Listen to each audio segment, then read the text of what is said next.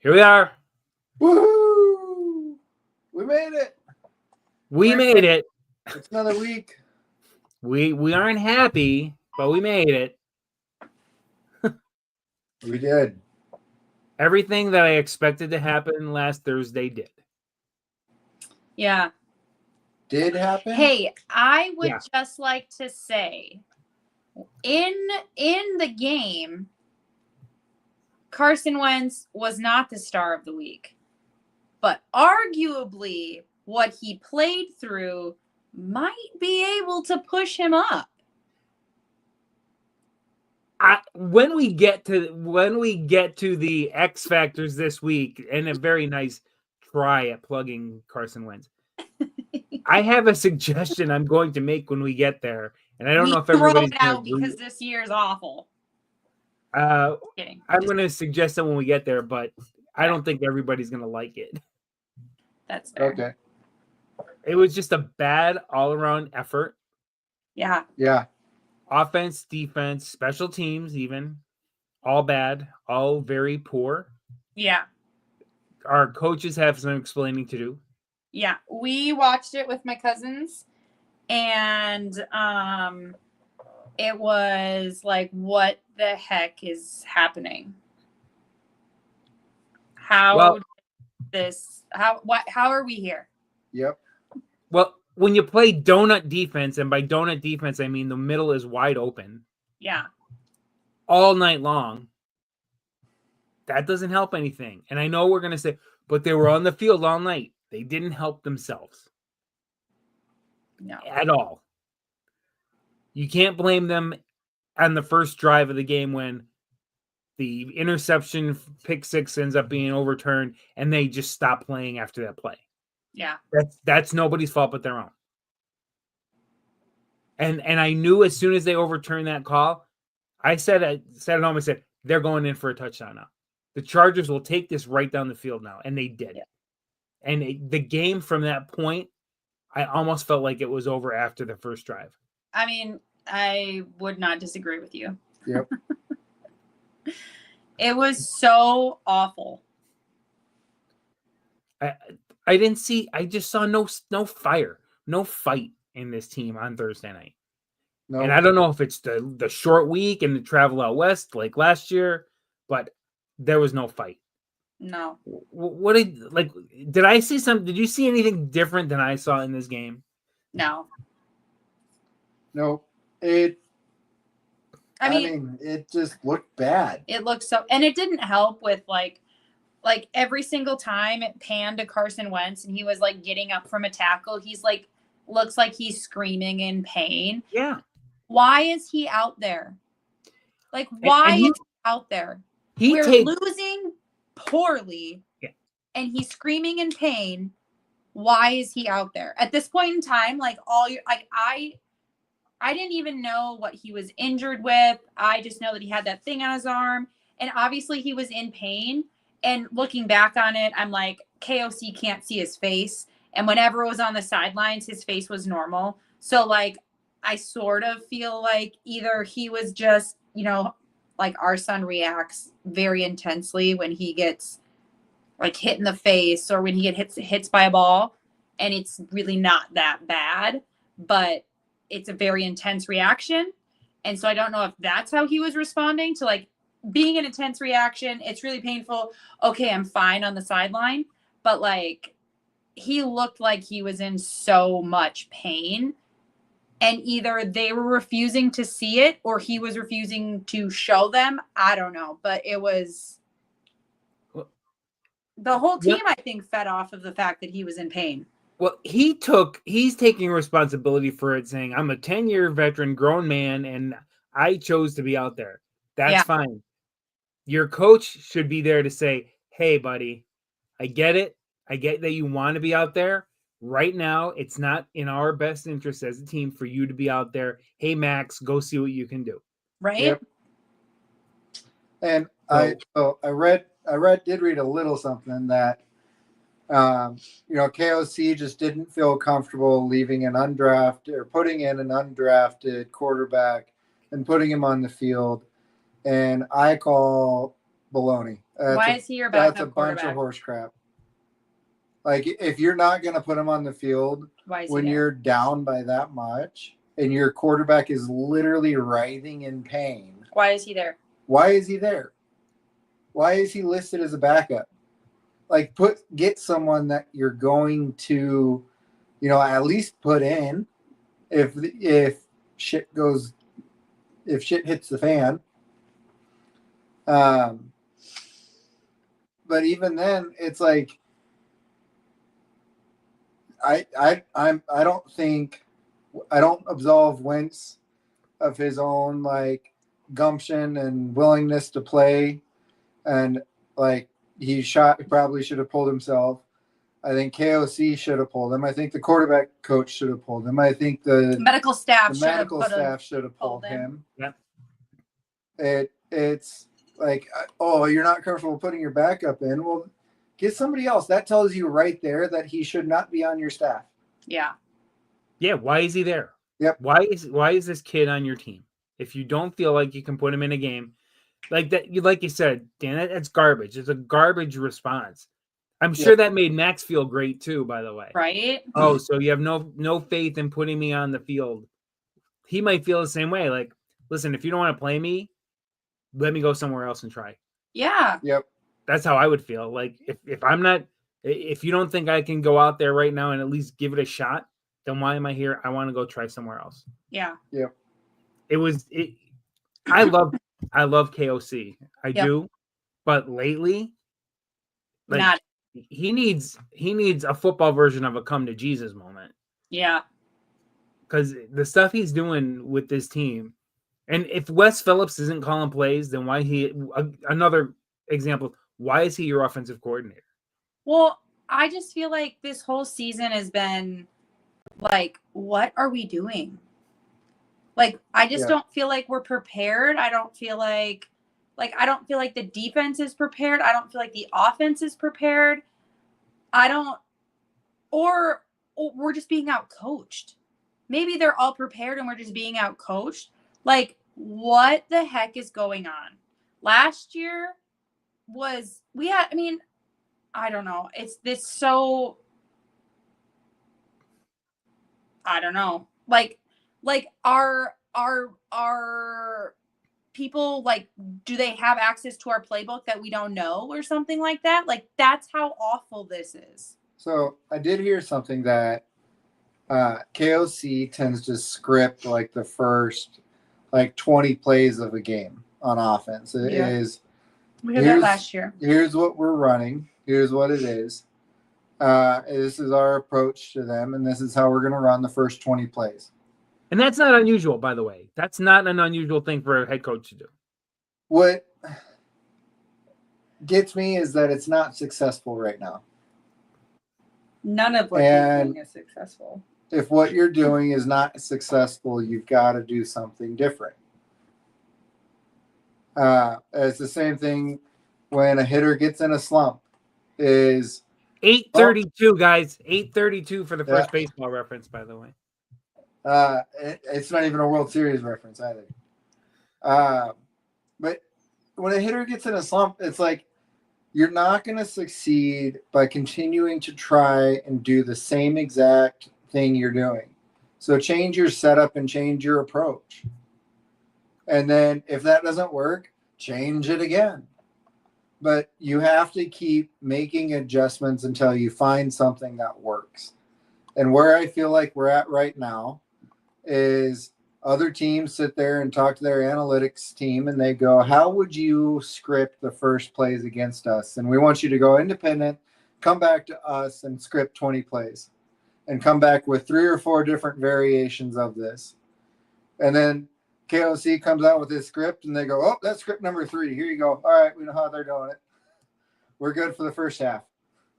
They got to make changes. And Brian Flores, enough. Enough is enough. The blitzing, the hey, we're gonna blitz. It's not working. Yeah, it's exposing your secondary. It's leaving them. It's hanging them out to dry, and quarterbacks are lighting them up. Yep. There's holes. It's Swiss cheese out there.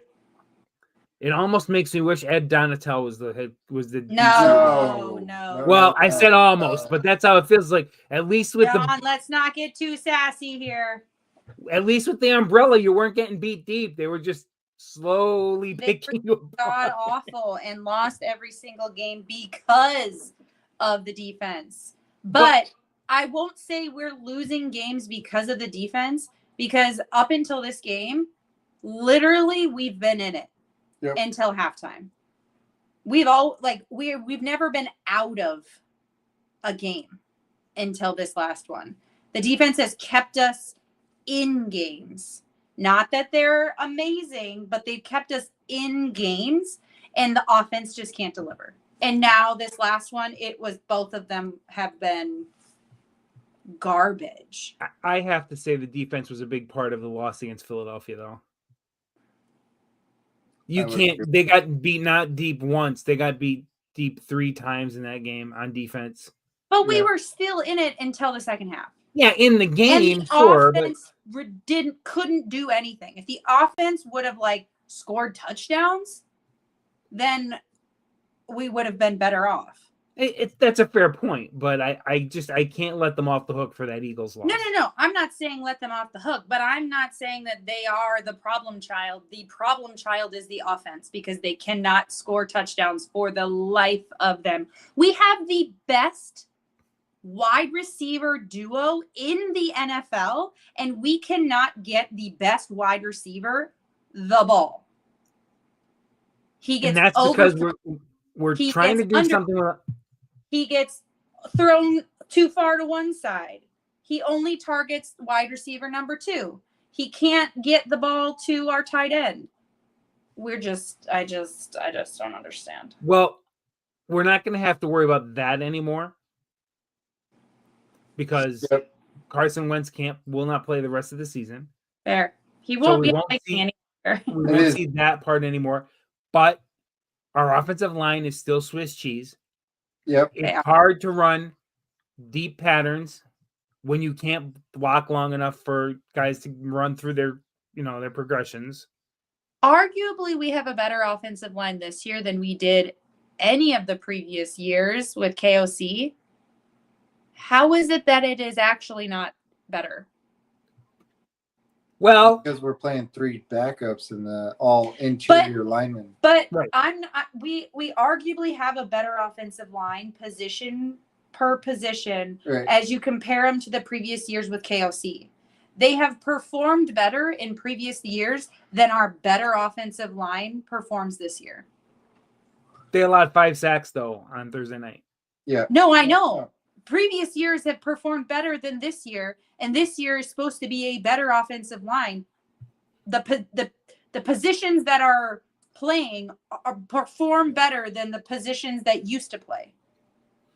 I just think it's lack of continuity because we haven't had the same 5 guys on the line. Guys are playing out of position. I think it's more of we have 3 backups in, and it's center, guard. Yeah.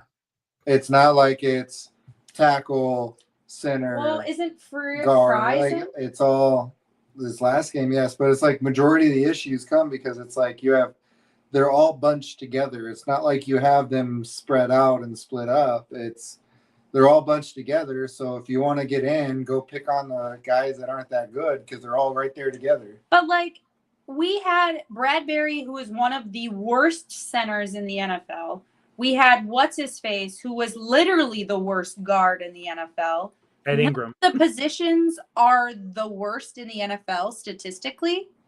So why is it so much worse than it is every other year? Because Sam Darnold had more football instinct and ability than Carson Wentz is probably part of that. Sam Darnold made things happen when he was under duress. Carson Wentz did not.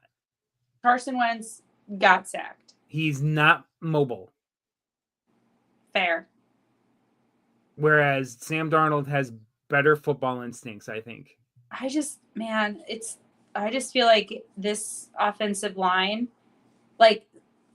when you compare them with years past, just individual players and how they rank throughout the NFL. they technically are performing better than in years past, but they are not performing better. And I'm just so confused. I do think part of it's the quarterback and the play calling. Yeah. Yeah. And maybe a combination of the play calling not fitting the quarterback. Yeah. All right. I Well, don't know. let's see if we can pick 3 stars from the game. Let's go there right now. Cora, who would be one of your 3 stars of this game? I actually have 3 names, so I can do it, but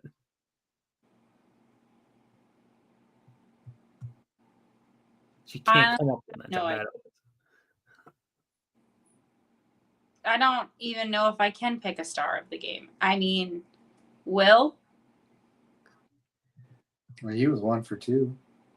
I think he got deflected by another wire again. I'll say Will, because I think he got deflected as well, because you can see it move. I'm gonna go with Will. It was on target. Excited, Will, but yeah, the kick was on target. Yeah. I think it caught a wire again and it just got knocked straight down. Yeah. Yeah. He doesn't come up short from 53. No. Yeah. If it was off target, I would say maybe, but that was dead on. He doesn't. The NFL needs to figure out their wires, because this is ridiculous. He has just a higher trajectory on the ball than a lot of kickers do. Well, the London one I understand, because they're not playing on a football field; they're playing on a soccer pitch. Right. And that, where they're sending the cameras and stuff changes. So that one I get, but not at an NFL football field. All right, so Will is a good pick. It's always a good pick when you pick our kicker. It's actually sad that we have to pick him so much. I know. All right, Dan, who is your star of the game?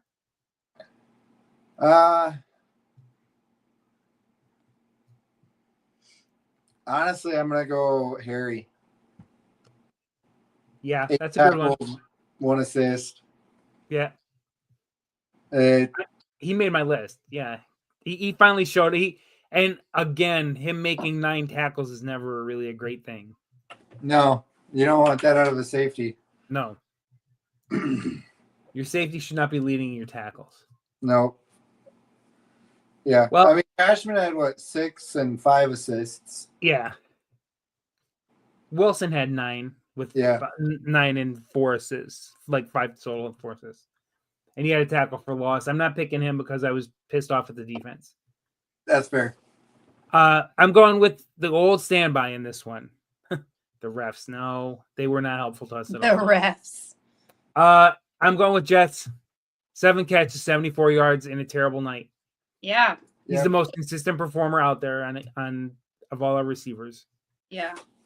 It wasn't a great game, but it was the best under the circumstances. I'm going to go with Jets. Good call. Yep. Can't knock that off. Now we get into last week's X Factors and how they all performed. Cora, coming off a win, took Carson Wentz, who battled. And he was 15 for 27, 144 yards, touchdown and a pick. He battled. And he was hurt. Yeah, he battled. Well, then I took Murph, and as I posted earlier this week, they're putting his face on milk cartons all throughout the state of Minnesota because we still can't find him. 3 tackles, 2 solo. Meh. Dan went with Jordan Mason, who has been a big disappointment more often than not. I don't think it's his own doing. I tried to find something good. He had 6 yards from scrimmage in the game, and I'm talking run and pass. 6 scrimmage yards. So, based on all I just read through, and I'm going to put this one up for vote, I say there are no winners this week, and we just carry it over to next week because none of them earned enough to be a positive X factor. That's my thought.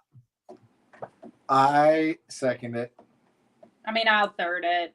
I think if there was one, it would be Carson Wentz, purely because he fought through it all and was injured. But at the same time, he should have been like, no, I'm injured and I shouldn't be on the field. That's right. So I would agree. The thing with that bothers me the most is that coming into the game, they knew he had a shoulder issue. Torn labrum. Okay. Fractured shoulder socket. Like, why are you even on the field? As someone who had that injury. So I didn't have a fractured shoulder socket. I had a torn labrum, though. Right. Yeah. Was the fractured shoulder socket did it happen during this game or did it happen during a previous game? London. It happened in London. How much pain are you dealing with the fractured shoulder socket is adds whatever. to it. You wouldn't know, but how much pain are you actually dealing with? And what the fuck? Excuse my language. It's a significant amount, like a very significant amount of pain. And it's, you dislocate your shoulder and you have a torn labrum, is your body instantly reacts when it pops out of socket. Now, the issue with that brace that he's wearing is what I'm betting is he would get hit, fall to the ground. It would try to pop out of socket, but that brace would hold it in. So it's literally in the socket and it's trying to pop out, but that brace holds it in. So it's in the socket doing this and just going everywhere in that socket, but the brace is keeping it in. Now add on the fact that the joint is fractured. Like, yeah, no, there's no way. There's no way. No. He didn't belong out there. He should have known better. Even when mine was torn, I knew it was torn and it would pop out frequently. Isn't it right now? It's still torn, yeah. Yeah. But like when it pops out, it hurts for 2 or 3 days. And the pain I'm in instantly is not comfortable. Not bad. All right.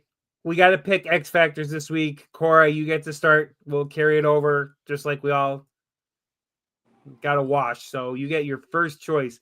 Who's going to be the X Factor that somehow leads this team on Sunday against the Lions? And we can't pick JJ, Justin Jefferson? No, I didn't say that. It just can't pick coaches anymore. Jefferson.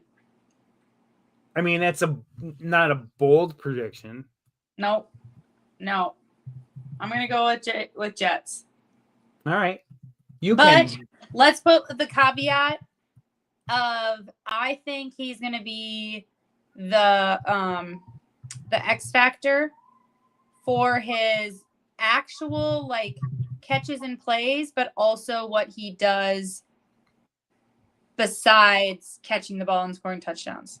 I think he's going to get some good blocks. I think he's going to be, a team leader on the sideline. So we can add that caveat in because, if Justin Jefferson just plays better than everyone else, technically I don't need to win. But I think he'll be an inspiration and someone who can, he'll have a really big block for Addison. All right. Something along those lines. All right. I get to pick second because I have the most wins. And I'm going to go almost total opposite of what Cora did. Let's go. Levi Drake Rodriguez is my X Factor this week. Okay. I saw some sparks out of him in that game Thursday. Yeah. I think we're going to need him to do something special. And I don't know why I picked him. I just saw some things and I said, let's go crazy with this week. Okay. Because you're not going to like my score prediction. But let's pick someone way out of left field. Maybe he gets a strip, a fumble recovery, picks one up, takes it to the house. I don't know. So that's my pick. It's way out there. I'm expecting not to be in the running next week. but I'm going to take a shot. I like it. All right, Dan, who do you got? Who's your X factor this week? So I'm going to cross my fingers and hope he plays because he had a full practice today. Mr. AVG himself, Andrew Van Ginkel. Yeah, I thought you would go there I thought you might try that. Yep.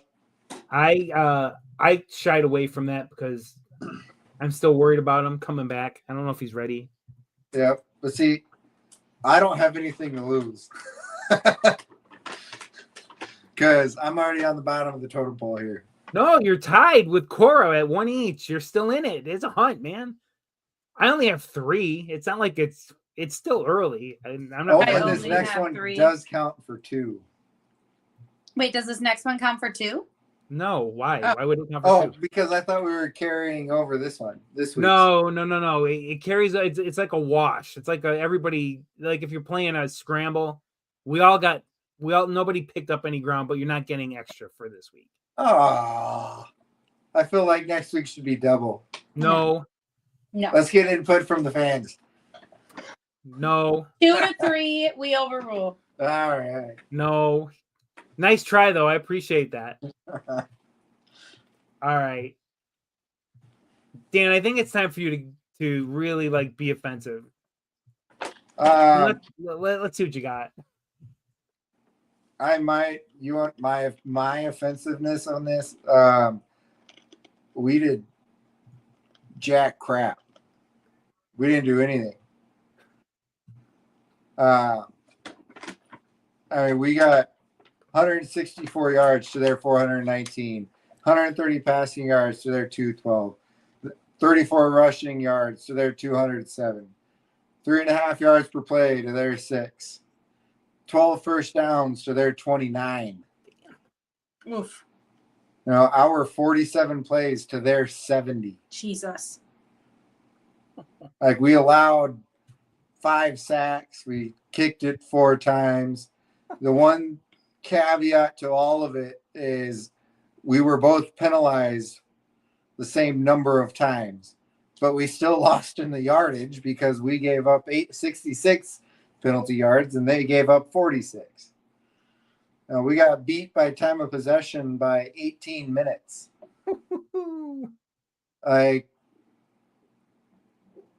That was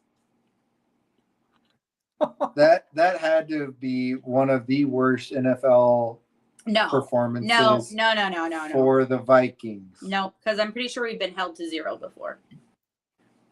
It's still. It was bad. It was so bad. I feel like every game just keeps getting worse. That's the thing I worry about. Yeah. But guys are starting to get healthy. Hopefully. And now we're going to put back the guy who they hope becomes the franchise quarterback. And as fans, we have to understand this is his first full year of being a starting quarterback in the NFL. Mm-hmm. And he's coming off an injury. So he's not going to come out there and lead you to the promised land immediately. He's going to have mistakes. He's going to have growing pains. And we have to be patient. Too many people already writing this kid off after 2 games, after getting hurt. I don't know how you can do that. I really don't. Troy Aikman went 1-15 in his first year in the NFL. Well, and KOC always talks about, you give up on rookie, notoriously the NFL and teams give up on rookie quarterbacks too soon. He is 22. Literally a baby. His frontal lobe isn't fully developed yet. So, how old was Tom Brady when he retired? I don't know, 46? 41, I think. 41, 42, something like that. So, now I'm not saying he is as good, but if he ends up as good as Tom Brady or close to it, 45. He will play in the NFL longer than he is currently alive. Yeah. And so it's like, you can't give up on him. It's, we've seen him for 2 games. And the one thing I will say is that if you're not willing to put in Brosmer when your quarterback is writhing in pain on the ground, if you're not willing to do that, get rid of him. Find somebody that you are willing to say. Who did they pick up? If my main quarterback is out with an injury, if he's injured and it's affecting the way he's playing, I'm okay putting this guy in, because that's the definition of backup. He's going to go in when your main quarterback is not performing like he should due to whatever reason it is. So we got to find somebody, because apparently it's not Brosmer. No. There's a rumor that they're talking to the Giants. They want to get one of their 2 backups. They just signed John Wolford to the practice squad. Yeah, I'm sure that's a guy who's just there as a body. Appeared in 7 NFL games, made 4 starts between 2020 and 2022, and 1 start on the Rams when KOC was the offensive coordinator. Yeah. But do you trust him more than Brosmer? No. I don't know, man. That's the thing. I mean, if you're not going to trust him and put him in, then why are you getting it? Why are you wasting the money? I don't know. Maybe to develop him, because he's also pretty young. Isn't that what we're doing with Brosmer? Wait. I thought that's who you were talking about. No. I was talking about Wolford. If you don't trust him, why are we getting him? Well, KOC obviously trusts him because he played for him. That doesn't necessarily mean anything. There's a familiarity, maybe, but I don't know. Bring back Nick Mullins. That's what we need. Actually, I want Slaughter. No, absolutely not. Teddy Bridgewater. Teddy B will bring us to the promised land. Slaughter. No. I'm off the Slaughter train. I'm not. Russ is coming to Minnesota. Russ. No. Please no. I mean, the only thing that would not make me hate that is the fact that he was called up by Sean Payton in an interview, and his response on Twitter was like, I didn't realize we were still bounty hunting. Nice. That's a good comeback. It is. So I feel like I don't know. Russell Wilson is his own character. I don't honestly know if it's him that's bad or if it's the teams that he's on that are bad. I think him and KOC could scheme up stuff for Russell Wilson, and I think he's he is willing to not necessarily learn new things, but put his trust into a coach that knows their shit. And I don't think that he has been on a team with a coach that's known their stuff in these last few years. Like, I feel like he has more experience he has better experience than Sean Payton. And Sean Payton literally had Drew Brees and only won 1 Super Bowl. And I don't think the Giants coach is Dable. Is that his name? Yeah, Brian Dable. I don't think he's a very good coach either. So I think if we do get Wilson, I think it'll be an upgrade. I think he probably would be a good teacher for JJ. If he wants to be a teacher. But he's not an ego-driven guy, and he's at the end of his time.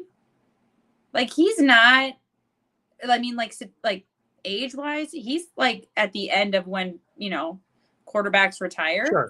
Sure. And so I feel he's not an ego-driven guy. I don't know if they'll make a move or not. I think McCarthy's performance in these next couple of games will determine if they go out and make a move. I would want Wilson over Winston. I don't like Jameis Winston. I have problems with that guy. I don't like him either. I don't like Russ Wilson, but he's the lesser of two evils. Yes. I just don't like. Tell me all you want about his 40 touchdowns. There are other things about him I don't like. I don't care for the guy. I would not like to see him in Minnesota, and now I'll leave it there. Yeah, and Corey, I think Russell Wilson is a stand-up guy. I think you should get defensive. Oh, we need you to get defensive. This defense has been the most depressing defense to be excited about. Like, we've had one amazing game. Yep. We had one whole game where we have been good. And I don't know where the disconnect of it all is. I don't know how we suck so much. Because statistically, we only got better. We got rid of Cam Bynum and Harrison Phillips, and I don't think Harrison Phillips would have had the production that he did last year. I don't understand. Like, are they not believing in B-Flow anymore? Is B-Flow speaking a different language? Like, what is going on and how are we here? That is my question. Because I think Rodgers and Murphy are good, but I don't understand. Okay. Dallas Turner's also a baby. How long did Danielle Hunter take to develop? I think he was out. He didn't even play his rookie year. Nope. And then his second year, he also didn't play a ton. So, like, I feel like we're comparing him to people that are in the draft that are, like, really good now, but they're also way older than he is. And so, like, I feel like it's sort of unfair for us to, like, judge JJ and judge Turner on the rest of the draft picks when, like, these two players are so young and just, like, physically they're not at the same spot as everyone else. Mentally, they're not at the same spot as everyone else. And, like, just general game knowledge, they're not at the same spot as everyone else because they just don't have the same amount of years. But he's still showing up. He's still having splash plays. I mean, I feel like he's had more splash plays his second year than Danielle Hunter had his second year. And would you say Danielle Hunter was a bad draft pick? Obviously not. I definitely would not. I think he was an anchor on that defensive line for many years. I don't feel like we can judge Turner right away. I feel like we will need to, I would say after next year, I think it would be fair to judge if he's a good or bad draft pick. But, I mean, I feel like, Danielle Hunter, we didn't even have play his rookie year.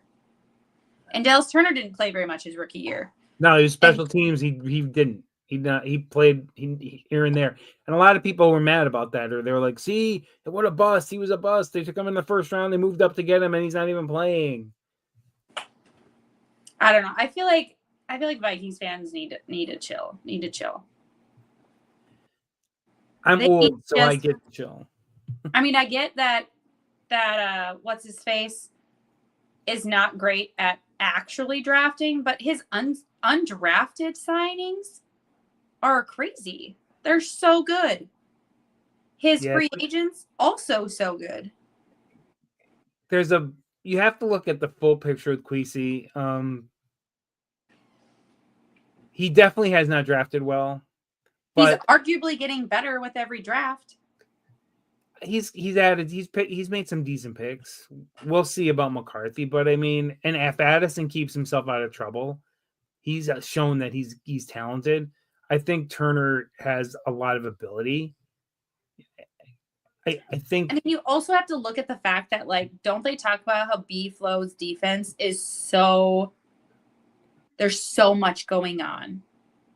So for a rookie to come in, and even a second year to come in, and a young rookie and a young second year to come in and perform at the level that other players who are way more experienced that were drafted lower than him into a defense that has so much going on. I just feel like it's not fair to say, oh, it's a miss in the draft. Learning curve. It's a huge learning curve.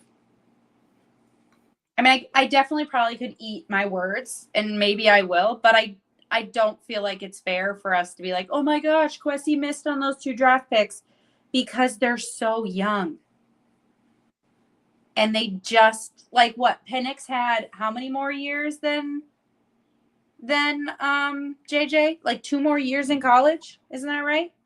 Was it Penix? I think he stayed for an extra year. I think we played 5. I think he did 5.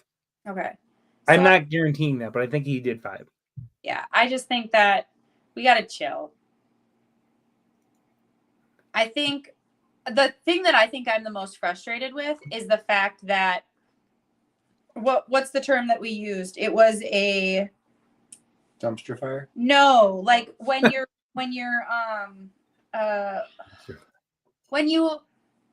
don't fully collapse, but you partially collapse.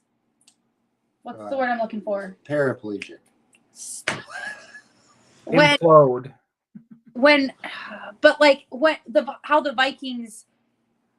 How the Vikings did it these past few years, where like they didn't fully sell everything. It was just Bend, don't break. No. Half baked. Stop. I can't remember what word I'm looking for, but it's what everyone talked about. How like a competitive rebuild? Yes. What did you just say? A competitive rebuild. A competitive rebuild. I feel like we should have just rebuilt, especially with the fact that like we have 2 young players that we intentionally drafted and they're young. If we were really competitively rebuilding and not just straight rebuilding, I feel like we shouldn't have drafted such young players because we're like losing out and it is affecting us. I don't know. I'm disappointed in our defense. I don't want to be a 3-14 team though. No. And I know people are like, well, yeah, but if you go 3-14, that sets you up to be a 14-3 team in 2 years. It gives you a chance to do that maybe, but doesn't guarantee it's going to work. No. Look at the Lions. Honestly, it took the Lions decades to get this to work for them, to get being awful to work for them. Yeah. Now, granted, it's worked pretty good in the last 3 years, but would you want to be awful for 20 to be pretty good, or at least very, very good for 3 years? And maybe, I don't know. Maybe if they're good for the next 15 years, you say, yeah, I'll give up 20 for 15 good years. I don't know. What I want to know, who are the people or is the person picking the freaking Green Bay Packer quarterbacks? Because they've had, since 1992? They've had 3 starting quarterbacks. Yeah. All pretty elite caliber. I mean, Jordan Love, he's not bad. He might turn into it. He might be really, really good, but he's not going to be a Rodgers or a Favre. But how do you go from Brett Favre to Aaron Rodgers and Jordan Love, who isn't bad? I mean, he is good. Yeah, he's competent. I want to know who's picking those quarterbacks. Someone's really good at scouting quarterbacks. Because that's insane. I was looking at something where it was showing all of the quarterbacks that the Lions have had, the Vikings have had, and the Bears have had. And the lists are literally 4 to 5 times longer. Sure. It's insane. It's insane. I want to know who's picking the Green Bay Packers quarterbacks. And we all laughed at Jordan Love when they picked him. Everybody laughed at Jordan Love when he got picked. Yeah. I mean, I wouldn't say he's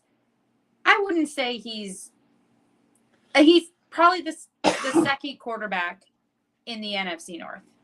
I would say Goff is better than him. Goff is better. Williams, but that's not saying much because it's like a rookie, technically not a rookie, but like a rookie quarterback, and Caleb Williams, who's the second year. So, I mean, it's not saying much. He's definitely like top 15. Yeah, I would say that. I think top half of the league is fair. I'm just bitter. We're all bitter. Yep. You want to not be bitter for like 5 minutes? Take us back, John. Take us back to a All happy right. time. I think it's time to go back. This will be the shining moment in Right? happiness in our whole podcast. We can never lose. September 20th, 2009. Let's go. Vikings and the Lions. The Lions would score first with just over 5 minutes to play in the first. Jason Hansen from 30 yards out. That was set up when Adrian Peterson coughed up the football. So 3-0 Lions. The Lions add to the lead with 5:40 to play in the half. Matthew Stafford, to Calvin Johnson from 8 yards out. This was Stafford's first career touchdown pass. 10-0 Lions. Not looking good early for the Vikings. But with 1:04 left in the half, Vikings get on the board. Brett Favre hits Vicente Cianco from a yard out. 10-7 score at the half.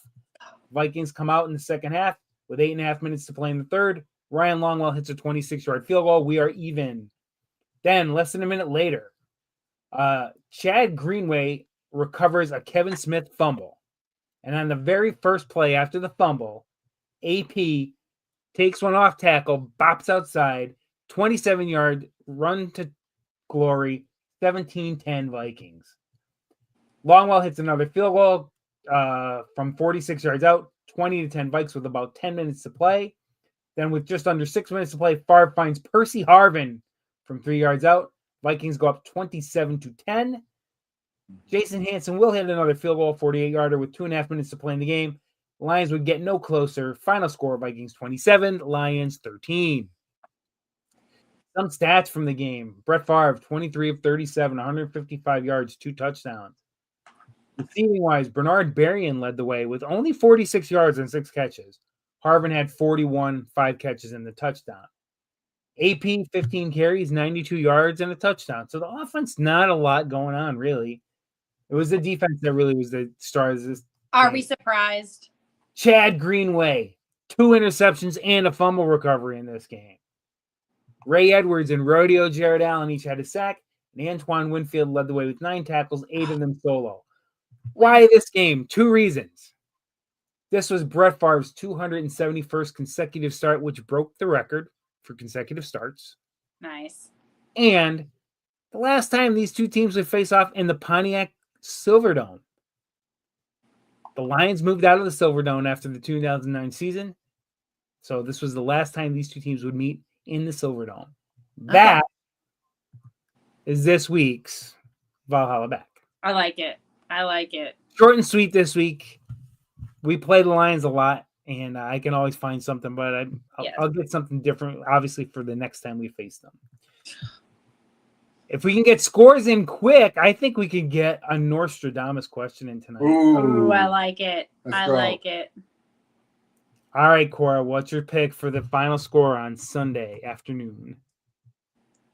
31-17. With who winning? The Lions. That's fine. Dan, what do you got? I'm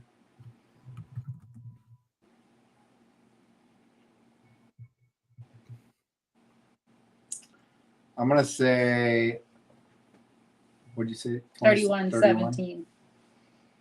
27-13. Lions. Well, might as well make it a clean sweep because I am really worried about this team right now. Yeah. Yep. There are so many things not working. If B-Flow doesn't make some changes into his scheme, if KOC doesn't figure out what to do on offense with a beat-up offensive line in front of him, it's going to get ugly early. 38-13 Lions is my pick. We are not. Hey, did we all pick? What did you pick? 17. 27-13. Did we all? Oh, no, I picked 17. You took 17. Dan and I took 13. Okay. We are not feeling great on these. No, these no, Vikings. we're not. And I wouldn't be surprised if one of those three of those points come off of a 50-plus yard field goal again because Oh, yeah. they can't seem to get close enough. And when they do get close enough, they just stall. Well, I hope we're all wrong. I do too. Yeah. But we'll probably be. But we get to do a question tonight because we're under an hour. Do you have one ready, or do you want me to ask first? Go for it. All right. What is your favorite dip for a soft pretzel? Favorite dip for a soft pretzel? It's got to be soft pretzel. I think it'd have to be honey mustard. There are some Like good honey a mustard. good, not like a packaged honey mustard, but like a good stone ground honey, homemade honey mustard. That sounds good though. I do like a good mustard for mine. I prefer a hot mustard when I'm dipping, but Ooh, what about a hot honey mustard? that would be real good. Hot honey mustard sounds like a plan. I like it. Dan, what do you like to dip your soft pretzels in? Cheese. Just straight up cheese whiz? Straight up like the nacho cheese. I was gonna say queso blanco is a real good cheese to use for your pretzel. I've never tried it. Get some queso blanco. You'll thank me later. I mean, I've had queso blanco, but I haven't tried soft pretzel with queso blanco. I put queso blanco on everything now. It's my go-to. My breakfast sandwiches are queso blanco anymore. All right, what's your favorite dip for a soft pretzel? Cinnamon sugar. Okay. I like it. I like it. I was just gonna say, I think my favorite kind of soft pretzel is a cinnamon sugar pretzel. But if we're going like football ballpark, like just like the normal salted pretzel, it would be honey mustard. But my favorite kind of pretzel is Aunt Annie's or Auntie Anne's, whatever that is. Yeah, Auntie Anne's, yep. Yes. Those cinnamon sugar pretzels. Try a Philly Pretzel Factory pretzel if you can find one. You'll change the way you think about pretzels. Okay. All right. I don't know if there's any around here. Probably not. I think they're northeast mostly. There's one back where I grew up, and anytime we go home to visit, I will make sure we stop there to get pretzels. They're super good. That's really cool. All and right. they make a whole bunch of dips too. You can go. All right. Okay, what's your question? What is your favorite lunch side snack, or side dish? So not the main dish of your lunch. It depends on what I'm having, but basically it's going to be French fries. Yeah. And not curly fries. Keep that crap away from my plate. Excuse me. Sorry. Curly fries are good. Curly fries are elite. No, I can't. No, I'll eat them if I have to, but like a nice steak fry is actually really good. A crinkle cut will work very well. But we all like what we like, but I don't want curly fries on my plate. So yeah, French fries. All right. Love fries. All right. Cora, what would your side be? So as of right now, my taste buds are kind of just crazy. And there is this thing called Chippy Boys that I saw on TikTok. It's this lady who is Canadian, and she gets like kettle chips, puts them in the air fryer, and she puts like fancy cheeses on it. And then I put blue cheese and goat cheese on it. Blue cheese is actually better. And I think the Gorgonzola would be better than blue cheese. I'm not a huge fan of blue cheese because it's a little sharper, but the other one's a little calmer. Then you put balsamic glaze over top of it after you air fry it, and the cheese kind of melts. And then I've been putting cranberries on it. Dried cranberries. That's a lot going on. I've had it 2 days in a row. That's a lot going on. That's a lot of flavors all mixed in them together. It is so good. It is. I mean, I love a good kettle chip. So that sounds, so it started because she does them on TikTok, and she'll do like the chips and like always do some sort of cheese and condiments or whatever. But then we were at our friend's house for game 1 of the World Series, and they did Brussels sprouts with gorgonzola cheese and balsamic glaze. Oh my God, and cranberries. Yep. It was so good. And I was like, I'm going to do this for my Chippy boys. So good for you. That's been my latest. I'm not going to say I eat very well, but it's whatever I can eat, I eat. So that is a pretty elevated side dish. Yep. I will say, this is my wife, everyone. I will say, when most people grieve, they want bland foods. I am the exact opposite. Like, I ate a curry soup and I was like, oh my God, this is exactly what I'm craving. This is exactly what I need.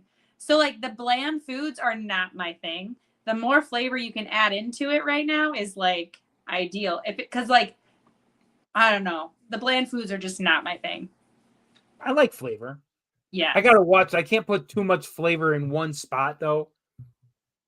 I can put it on different items on my plate, but I don't want 5 different flavors on one item. That's fair. Yep. That's fair. Dan, what's your side? I gotta go with the good old fashioned French fry. See, normally I would pick French fries because I love French fries, but right now that's not my jam. Yeah. But what kind of French fries? The steak. Are those like deep fried crispy? No, those are the thick ones. They're thick. I like the thin, crispy ones.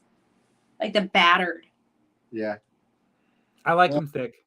Steak fries. Same. All right. What is your, not necessarily all-time favorite Halloween candy, but what is the Halloween candy you're most looking forward to this year? Not all-time favorite. Just what are you looking forward to this year? Because I know we did this question last year. So easy. Reese's Pumpkins. They're thicker than a Reese's cup. There's more peanut butter in the middle of those babies. The Reese's novelty stuff, the cups are here. Way better. The novelty stuff is way up Way better. I don't know what they do. They stuff them with more peanut butter. I will say, I do feel like there are so many candy bars that have gone downhill. I don't feel like you can say that about any Reese's products. I feel like Reese's cups have stayed the same, but like most other candy bars are objectively worse than what they used to be back in the day. I just ordered Reese's peanut butter pie cups through the Reese's website. Nice. They're pretty darn good. Nice. I had to order a lot of a lot of Hershey items through their website now because I need them for popcorn season, and I can't find stuff in the stores. The cinnamon chips that I use are not in stores anymore. I had to go to the website and get them. Oh, can't find them. Weird. Can't find them, and I need them for the cinnamon roll popcorn. Yeah. But anyway, so I guess it's Dan's turn. But what candy are you looking forward to? Twix. Always solid. Solid Twix. Yep. Underappreciated candy bar. Yeah. Yep. That's one it's one none of the kids are real fond of. So I'm like, all right. I'll take it. All right. We were actually going to be. How do you eat it though? Do you eat the caramel top off first and then the cookie part, or you eat everything in one bite? No, you do not. That is my preferred way to eat it now. Do not lie. Stop. Get out of here. Stop. Have I eaten Twix by just chomping away at a yes? I've never seen you eat it that way. Ever. See, that's what you get out of a Twix, though. I have never seen you eat the caramel all the time.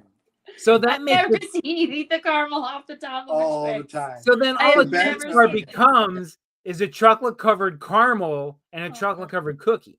What the best part is when it's not warm, it's just slightly cold.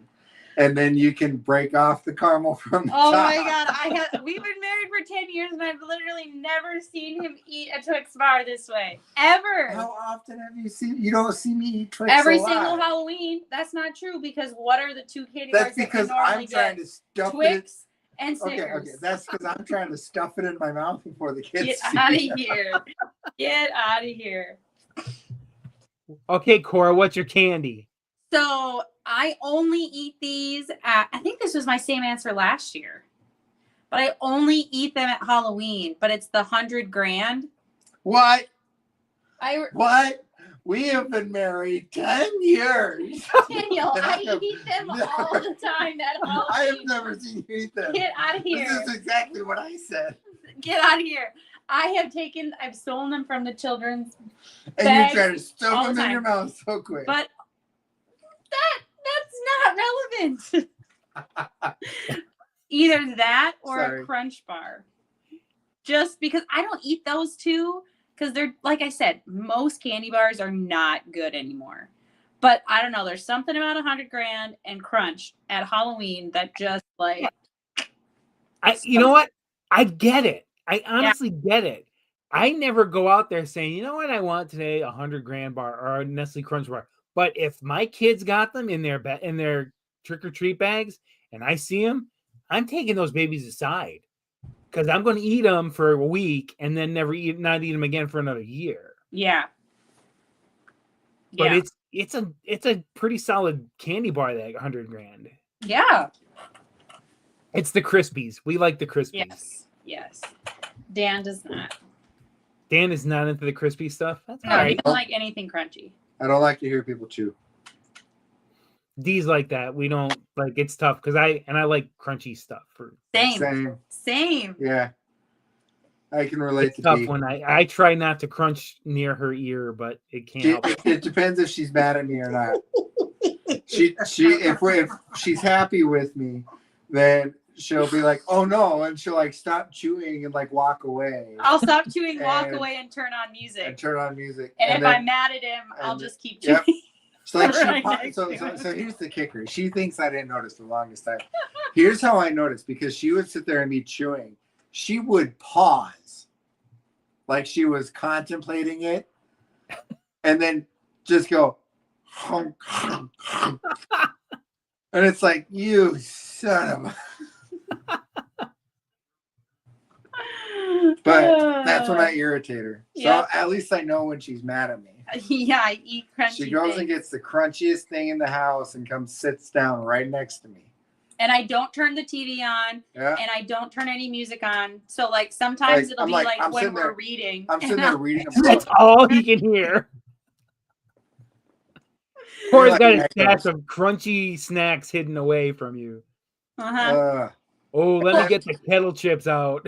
Yes. No, there's this one cracker that I used to always get that is like the loudest. Like Dan can hear it across the room. And I would always get those and eat them. And he goes, Yep. I needless to say, I don't get them anymore. But And you know what gets me is when she does it with the Gordettos that I've bought for her. you bought them for me. The What am I rye not crisp- supposed to eat them? Yeah, You're the rye not supposed crisp to eat will them get out you. of spite. I didn't eat them out of spite. When you Here, one last tip before we go on Gardettos, since we've totally gone off the rails. Yes. Get the aged cheddar Gardetto mix. Okay. I think I'd like that. It's Okay. Better than the spicy. Yeah, the spicy Italian one, I wasn't prepared for it, and it's just mediocre. Speaking of cheddar things, this is also really good. ooh. It's very good. Catalina Crunch Protein Snack Mix Cheddar. If it's got cheddar in it, it's gonna be good. Yeah, so it was really good. It You is think- really good. Do you think they had it at the Catalina wine mixer? No, I don't think Lonnie Oh. and Lisa go to the Catalina wine mixer. Okay. We know about the Catalina wine mixer. I still want the T-shirt. I've considered ordering it multiple times. Yeah, you should. I Oh, know, by the but way, it's not appropriate. The Philly Pretzel Factory, the closest one, is in Missouri. Yeah, it's gonna be a haul for you guys. Just thought I'd add that in there. Like I said, we go to visit my parents, and Dee knows, like, if we have time, we're going to the Philly Pretzel Factory. It's really, they make a very good pretzel. They bake them on premises, so that's cool. I like it. It's not like a reheated. It's literally they roll dough and bake it. Yum. It's delicious. All right, we've gone on long enough. Hey, this was only 20 minutes. But what do we always say? It's always about 20 minutes with the question. That's fair. Yeah, that's fair. So that's why we try. I think this worked really well this week. I think getting your segments to be part of the game will leave us time for the fun stuff, because I'm worried that we're going to have at least 10 or 11 episodes that aren't fun this year. Yeah, I think you're right. Could be wrong, but we're going to make them fun. So let's hope we're talking about an unexpected win next Wednesday. A happy Halloween to all who celebrate it. Make sure you check all the candy and the kids, because I don't think people still put the razor blades in, but no. Yeah, you got to check as a parent. It's a requirement. And then you got have to to tax. Parent tax. And yes, don't forget to collect the parent tax. It's very important. Yeah, yes. Especially if you are required to carry their bag. Yes. Yes. All right, take us out, Terry's. Go. Go. Go. Go. Go.